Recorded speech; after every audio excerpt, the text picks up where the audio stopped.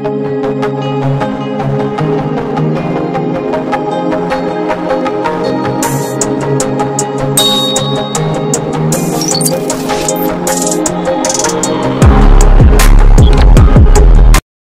Mandung, edisi Mubago hari ini kita sharing tentang edukasi akreditasi. Topiknya, lanjutan terhadap jawaban, apa yang akan kita lakukan jika madrasah kita menjadi sasaran akreditasi? Langkah ketiga.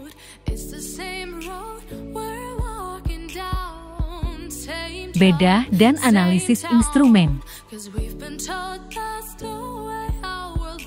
Tujuannya, untuk mengetahui apa dan sejauh mana kinerja dan produk dokumen yang diharapkan dalam proses akreditasi.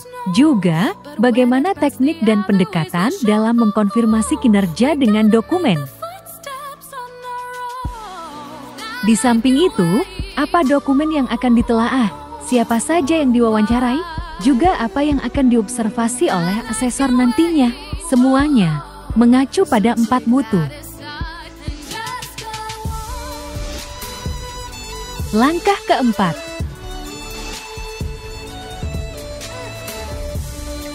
Kalkulasi potensi nilai dan ekspektasinya. Caranya, dengan menetapkan skor dari kinerja dan dokumen yang dimiliki. Selanjutnya, melihat potensi pencapaian lebih dari kondisi yang ada.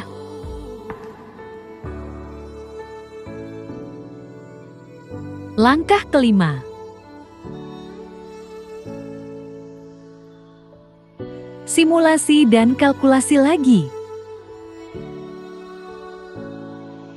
Simulasi dilakukan sebagai uji coba dengan melihat kinerja yang ada, mengkonfirmasi kinerja dengan dokumen, mewawancarai pihak terkait, dan melakukan observasi secara faktual.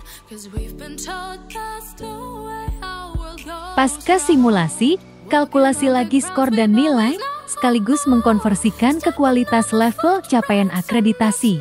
Jika perlu, lakukan simulasi lagi untuk melihat capaian kerja tim akreditasi. Langkah terakhir, keenam. Siap beraksi, capai ekspektasi, jangan lupa hargai tim akreditasi.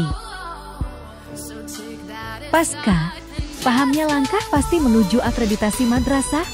Tim dan semua pihak siap beraksi menuju akreditasi madrasah. Baik, dalam proses akreditasi awal yang sebelumnya belum terakreditasi, atau proses reakreditasi dan mempertahankan dan meningkatkan capaian level akreditasi sebelumnya. Jangan lupa hargai prestasi dan capaian kinerja tim akreditasi madrasah. Pasti, semuanya bisa.